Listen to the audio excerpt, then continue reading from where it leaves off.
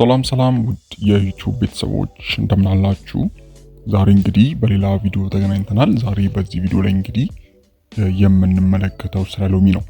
በተለይም እንግዲህ ሎሚ ለደም ማነስ ላለባቸው ሰዎች ጠቃሚ ነው ወይ ለሚለው ጥያቄ መልስ የምሰጣችሁ ይሆናል። ከዚህም ጋር ተያይዞ እንግዲህ በምን አይነት መንገድ መጠቀም እንዳለባችሁና ትንሽ ግር የሚሉ መረጃዎችን ግልጽ የምናደርግ ይሆናል ማለት ነው በዚህ ቪዲዮ ላይ።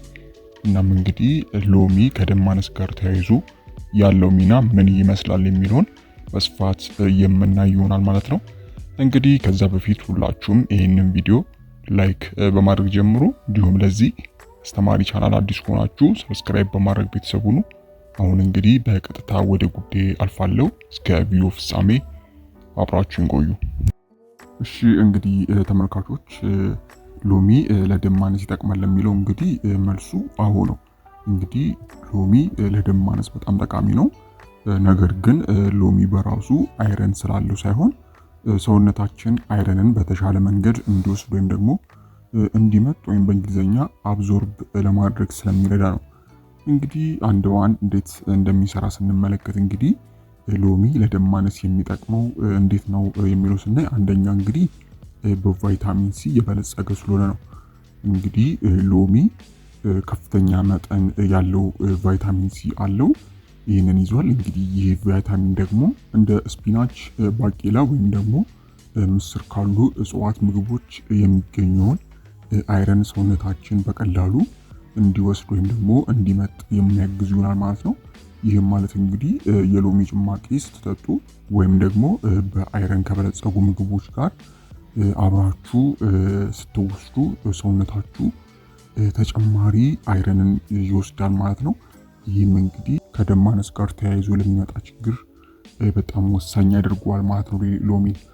ሌላኛውና ሁለተኛው እንግዲህ ሎሚ ሲትሪክ አሲድን ይዟል። እንግዲህ በሎሚ ውስጥ የሚገኘው ሲትሪክ አሲድ ደግሞ ሰውነታችሁ አይረንን በቀላሉ ለመጠቀም በሚያመች መልኩ እንዲቆይ ይረዳል ማለት ነው።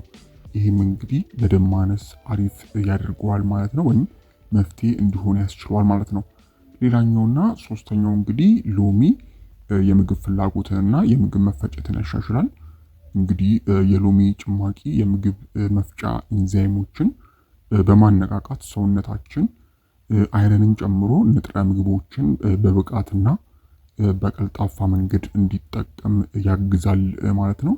በዚህም ምክንያት እንግዲህ ሎሚ ለደም ማነስ እንግዲህ ጠቃሚ እንዲሆን ያደርገዋል ማለት ነው።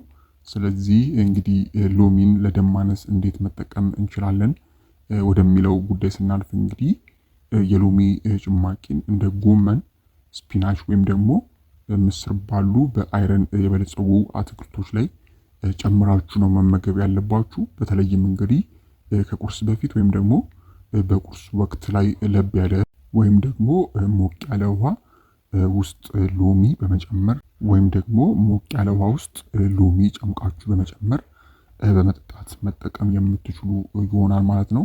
ከዚህ በተጨማሪም እንግዲህ አይረን ካላቸው ምግቦች እንደ ቀይ ስር፣ ስፒናች ወይም ደግሞ ቴምር ጋር በምታዘጋጁት ጭማቂ ውስጥ ወይም ደግሞ ስሙዚ ውስጥ ሎሚን መጨመር እንግዲህ ሌላኛው መንገድ ነው ማለት ነው። እንግዲህ ከዚህ ጋር ተያይዞ አንዳንድ ጠቃሚ ማሳሰቢያ ነገሮች ይኖራሉ። ከነዚህ ውስጥም እንግዲህ የአይረን እጥረት እንዳለባችሁ ከተረጋገጠ ሎሚ በአይረን የበለጸገ ምግቦችን ወይም ደግሞ ሰፕሊመንቶችን አይተካም። ይህም እንግዲህ ድጋፍ እንጂ ሙሉ ሕክምና አይደለም ማለት ነው። ስለዚህ ይሄም ወሳኙ ጉዳይ ማወቅ ያለባችሁ ነው። ሌላው እንግዲህ የደም ማነስ እንዳለባችሁ ከጠረጠራችሁ ወይም ደግሞ አንዳንድ ምልክቶች እንደ ድካም፣ የገረጣ ቆዳ፣ የትንፋሽ ማጠር ምልክቶች ካያችሁ ከሐኪማችሁ ጋር ማማከር ይኖርባችኋል። ከዚህም በተጨማሪም እንግዲህ ምርመራ ወይም ደግሞ የአይረን ሕክምና ሊያስፈልጋችሁ ይችላል ማለት ነው። እንግዲህ የአይረን ሰፕሊመንት የሚወስዱ ሰዎች ላይ የተደረጉ አንዳንድ ጥናቶች ተጨማሪ ቫይታሚን ሲ መውሰድ ውጤቱን በከፍተኛ ሁኔታ እንደሚያሻሽል ያሳየ ጉዳይ ነው ማለት ነው። ስለዚህም እንግዲህ ሎሚ ወሳኝ ነው ማለት ነው። እንግዲህ ሎሚ ብቻውን የደም ማነስን አያድንም። አሁንም ቢሆን በአይረን የበለጸጉ ምግቦችን መመገብ ያስፈልጋችኋል ማለት ነው። እነዚህም እንግዲህ በአይረን የበለጸጉ ምግቦች ቀይ ስጋ፣ ዶሮ፣ ጉበት፣ ስፒናች፣ ጎመን፣ ባቄላ፣ ምስር፣ ቶፋ፣ የዱባ ፍሬና ቴምር ዋነኞቹ የአይረን የበለጸጉ ምግቦች ናቸው ማለት ነው። እንግዲህ እነዚህ ምግቦችን ከሎሚ ወይም ደግሞ አንድ ብርቱካን ዘይቱን ወይም ቲማቲም ያሉ ሌሎች ቫይታሚን ሲ ካላቸው ምግቦች ጋር ማጣመር የተሻለ ውጤት እንድታገኙ ያደርጋል ማለት ነው። ስለዚህም እንግዲህ አጠቃላይ ሎሚ ደም ግፊት ላለባቸው ሰዎች በጣም እጅግ ጠቃሚ ነው ማለት ነው። በላይ በጠቀስኩላችሁ ምክንያቶች ናቸው ማለት ነው። በአጠቃላይ ሎሚ ደም ማነስ ላለባቸው ሰዎች እጅግ ጠቃሚ ነው ማለት ነው። እንግዲህ ውድ ቤተሰቦች ለዛሬ ይሄ ነበረ። አይሆፕ በዚህ ቪዲዮ ላይ ጠቃሚ መረጃ እንዳገኛችሁበት፣ ሀሳብ አስተያየት፣ እንዲሁም ጥያቄ ካላችሁ በታች በኮሜንት ማስፈሪያው ላይ ማስቀመጥ የምትችሉ ይሆናል ማለት ነው።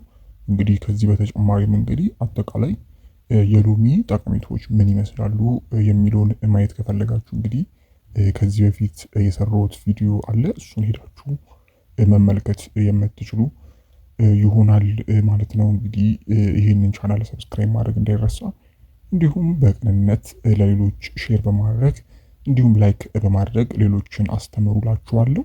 እስከ ቪዲዮ ፍጻሜ አብራችሁኝ ስለነበራችሁ እጅግ በጣም አመሰግናለሁ። ፈጣሪ አክብርልኝ። በቀጣይ እንግዲህ በሌሎች ቪዲዮዎች የምመለስ ይሆናል። እስከዛው በያላችሁበት ፈጣሪ ሰላሙን ያብዛላችሁ። ደህና ሁኑ። ቻው